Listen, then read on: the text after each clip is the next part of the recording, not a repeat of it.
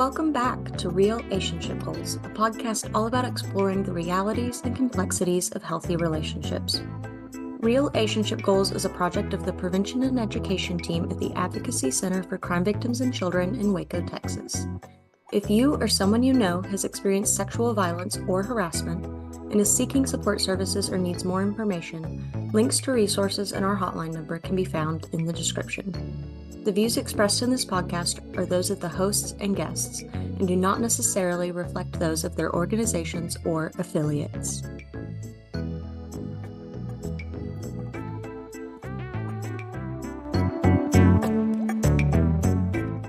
Hi, everyone. Welcome back to another episode of Real-ationship Goals. We are your hosts. My name is Monica Davila, and I use they, she pronouns. My name is Elsie Narasevich, and I use she, her pronouns.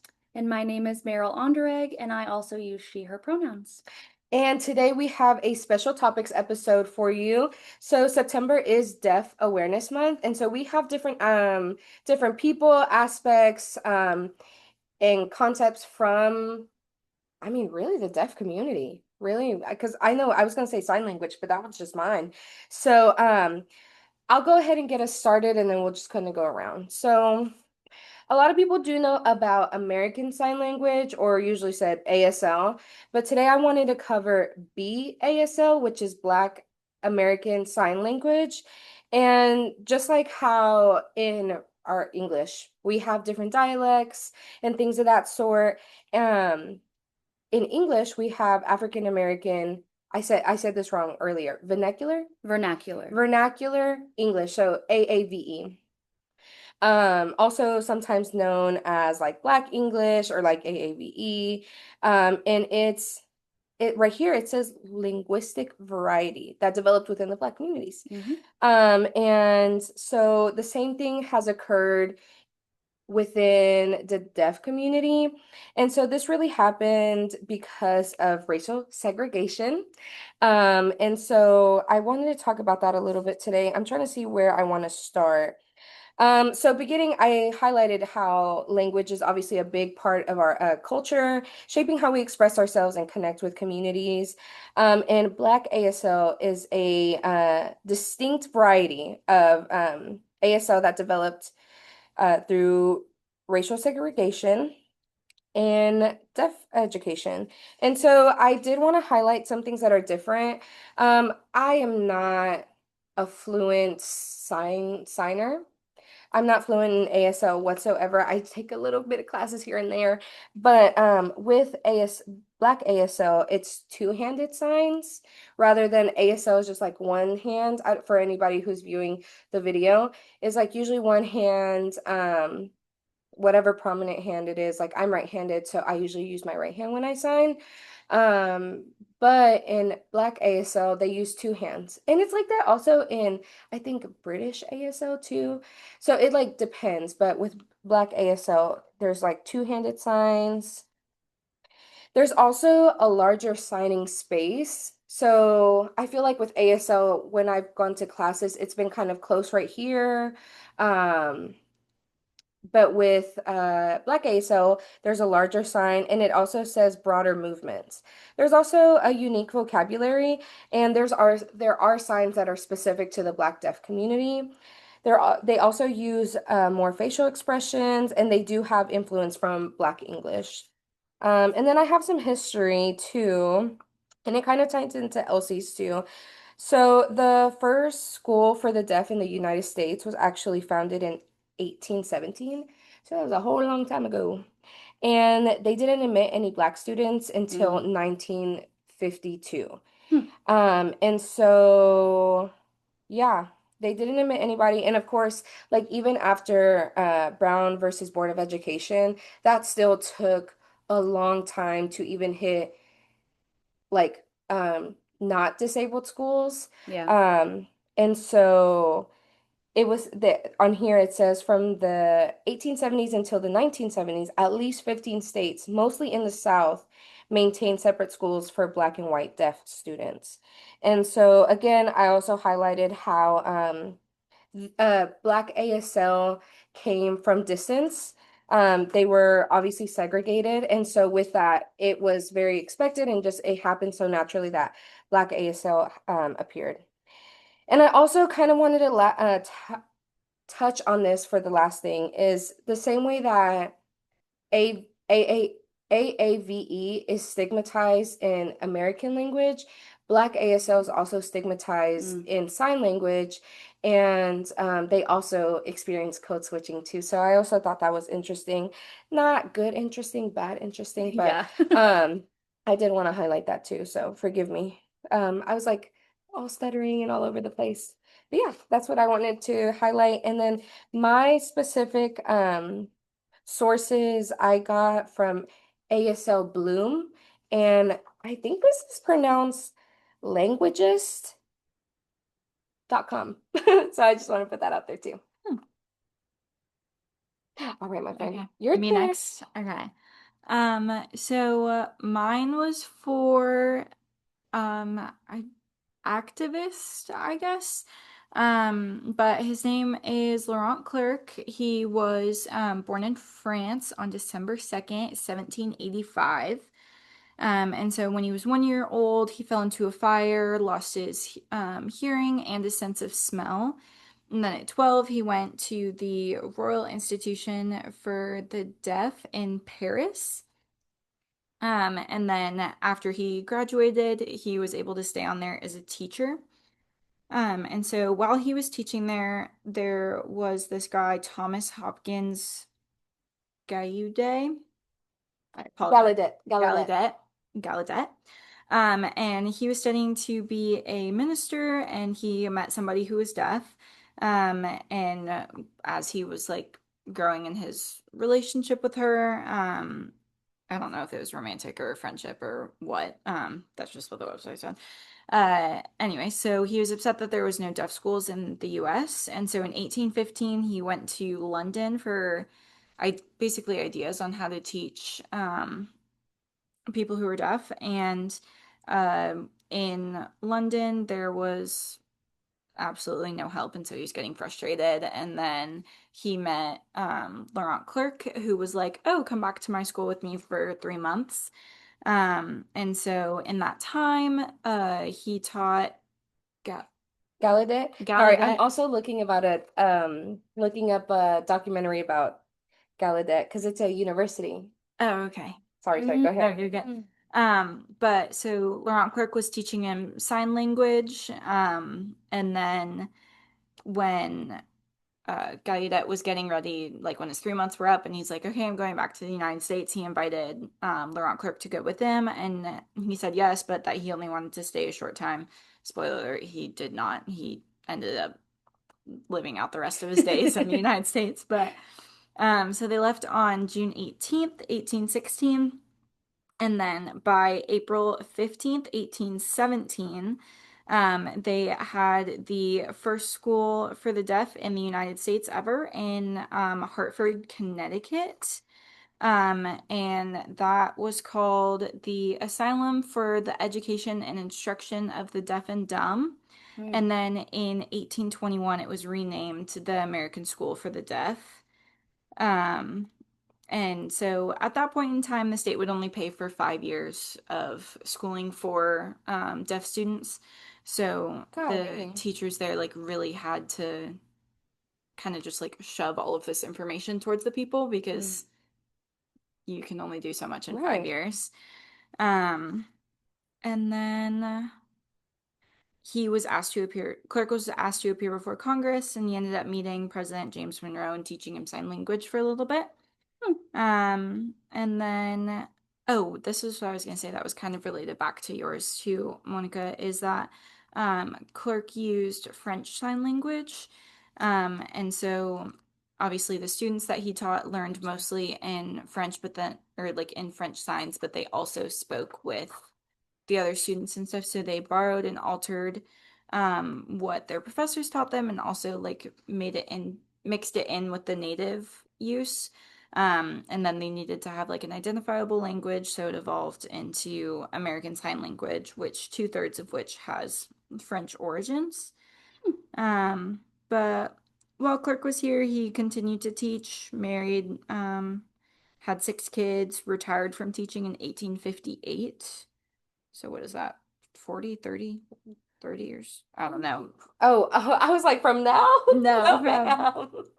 From 1817 when the school was built until 1858 he taught here. But anyways, died 1869. When you're talking about the school, you're talking about the American School for the Deaf, Mhm. not Gallaudet University. Correct. Okay. Because I had like a big, it really was, have you ever seen Switched at Birth? Yes. So, I mean, they had a bunch of deaf actors on there, and that really kind of brought me into like deaf culture to want to learn more about it. And I mean, we follow them to, I don't know, when they're high school into when they want to go to Gallaudet University. And I was like, is this a real place? And so, I mean, what is it? I think it's in the DC area, like the DMV area. I've never heard of it. And it's like the only deaf university. And That is so cool. the documentary that I was looking up, now I'm about to go on a whole spiel because um with Switched at Birth, they covered something that happened at Gallaudet where this is a deaf university, and they tried to appoint a president who was hearing, and they were like, "Oh, we're not having this." So obviously the students were advocating, and I think it says during 8 days at the world's only deaf university. So this kind of happened in a short period of time where they were really, I mean, in that episode, and I don't know how true it is because it's an episode. I haven't watched the actual documentary, but they were like doing lock-ins and like refusing to like leave the university and things like that.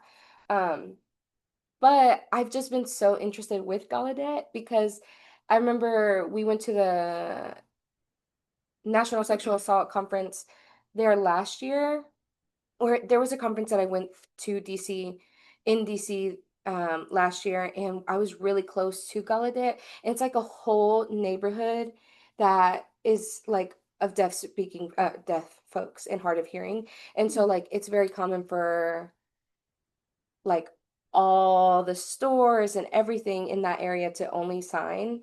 And so I was like, should I go? But I'm like, my sign language is not good enough. But anyways, I'm so sorry. Like I just wanted to talk about that. And now there's I also just want to say that I can guarantee you that even if you had gone in with rudimentary or no sign language, they would probably have just appreciated, just the cultural exchange. Because we think about that like on vacation. We go to places where, I mean, I don't because I'm too scared, where we don't speak the language. And as long as you're respectful. And I also think about like my family, who mainly speak Spanish, and like them meeting my husband who didn't know Spanish when they first met. And they were so kind, and they were trying to like meet each other halfway. And it's very interesting hearing my husband who's learning Spanish, and then like my dad who's learning English try to talk to each other. And like they're so graceful, like they give each other so much grace, and they giggle here and there, but it's like that mutual respect of them trying to exchange You would have culture. gotten the same reaction, I bet. I So next time you hope. go, don't feel shy to go. But yes, I just wanted to add that. I'm so sorry. When you said, when I saw her paper and it said Gallaudet, I was like, oh my gosh. Like a memory unlocked. A memory just unlocked where I was like, I want to go visit and I just want to see and everything like that. Sorry, go ahead. My last one thing. Gallaudet and Clark, they also helped like other people open up more deaf schools. Okay, cool. So it wasn't just their one. Yeah, because I mean now we have one in Austin. Yeah. And even that experience was so much fun. Yeah, it's a great campus. I mean, I guess context for listeners is I got to go there. Man, I don't remember what year in college, but I was taking an ASL course, and we had to get like community credits almost. Like we had to get certain points, but that meant the students had to go to like a deaf event. So they would have like deaf dinners here in the Waco community.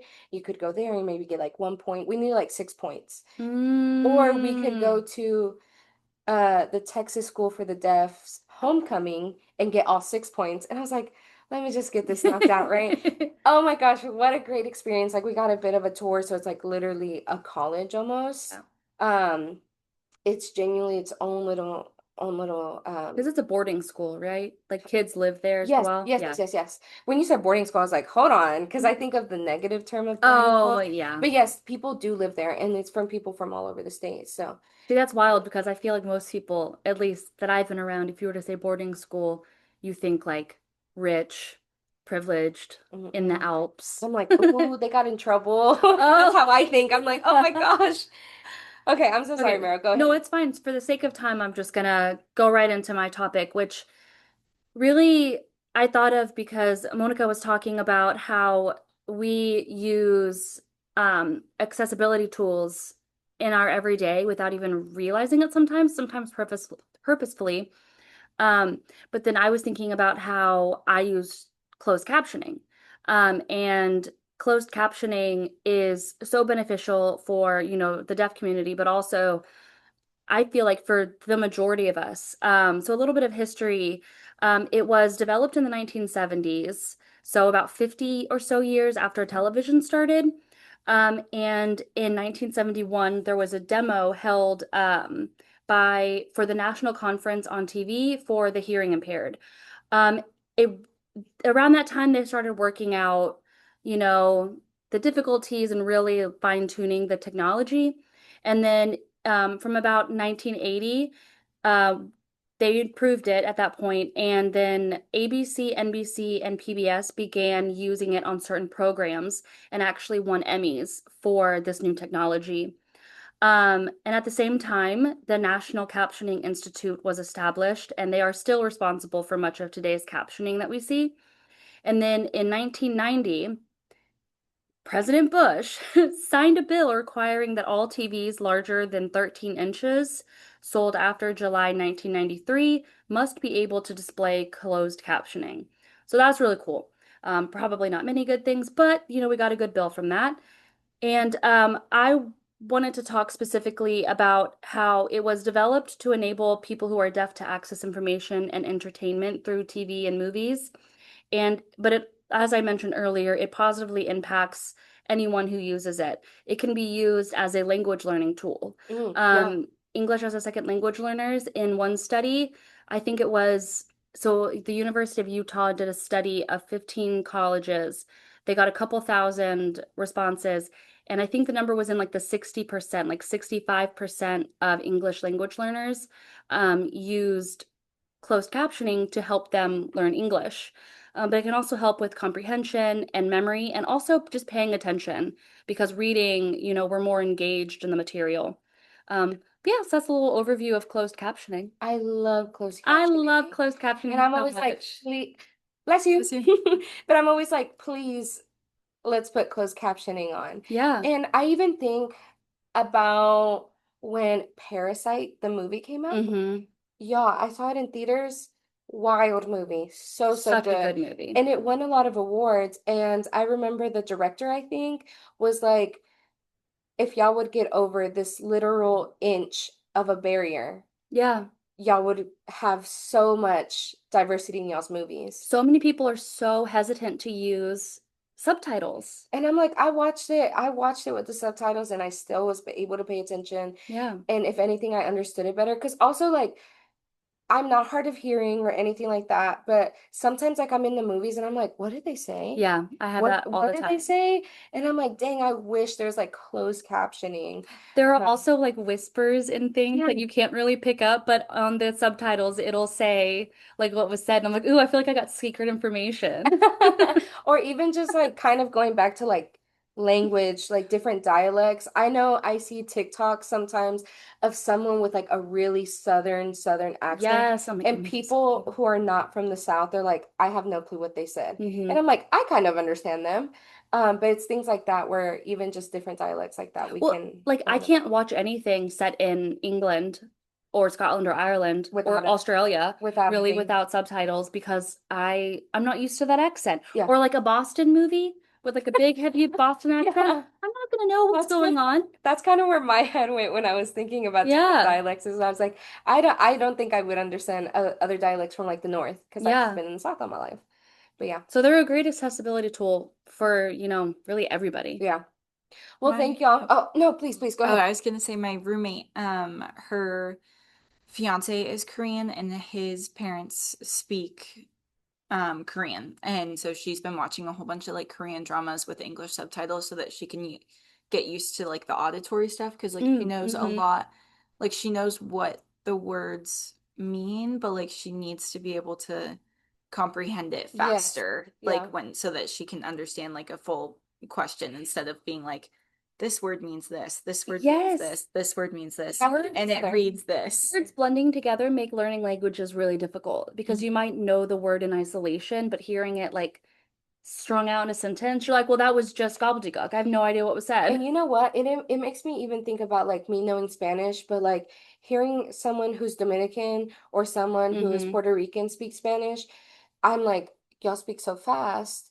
I need subtitles. Like I'm understanding, but kind of like the words start kind of mixing together. I'm like, oh yeah, like subtitles. And even like lyrics. Oh my gosh, you guys, I just love language. Y'all gonna get me started. I know, but it's just, I love thinking about how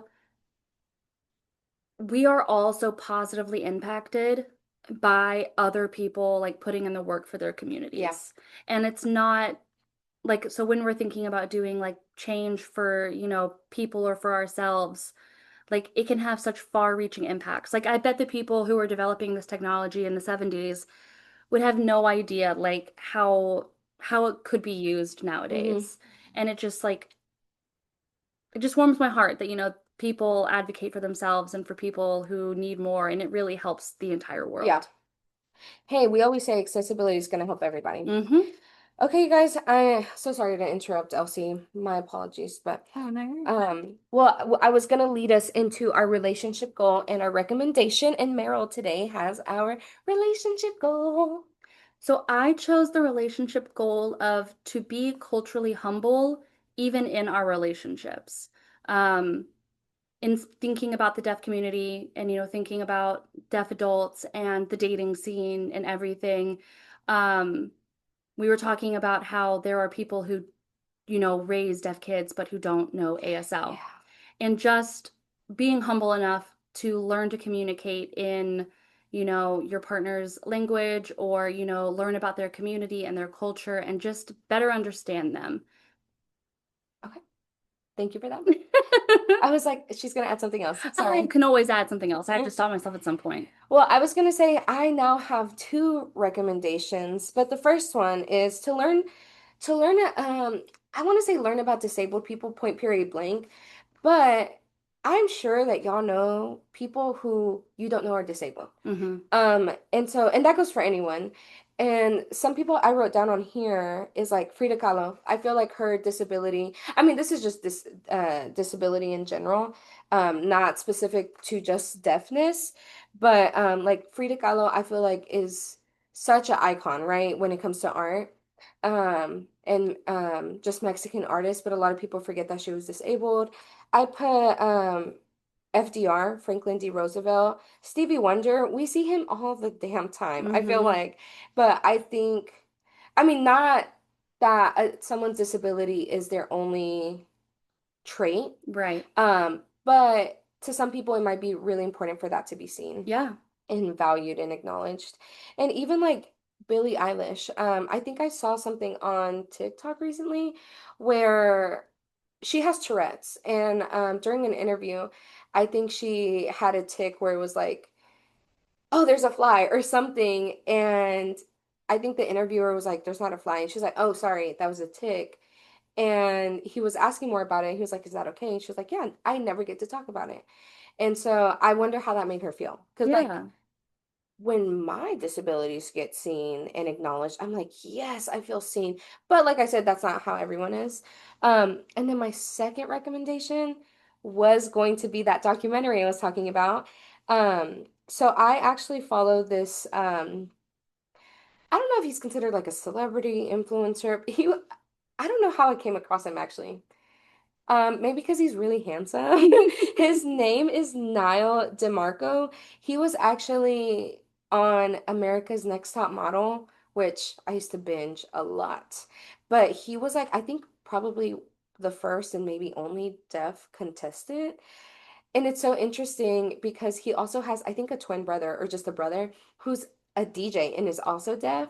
Oh, that's And sick. so I've been following him for so long.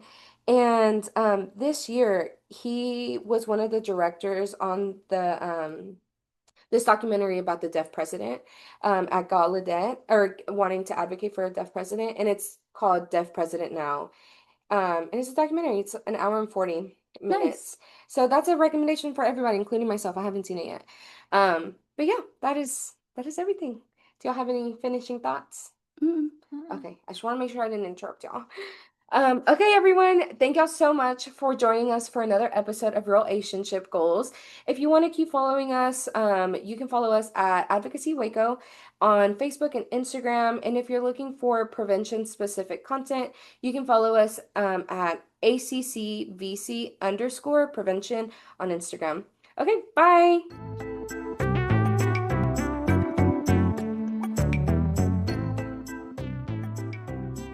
Thanks so much for tuning in to Real-ationship Goals. This episode was produced by the Prevention and Education Department of the Advocacy Center for Crime Victims and Children in Waco, Texas. Interested in more content from PNE or the Advocacy Center? You can follow us on Instagram at ACCVC_prevention or on Instagram and Facebook at Advocacy Waco. Be sure to like this episode and follow us wherever you get your podcasts. See you next time. Bye.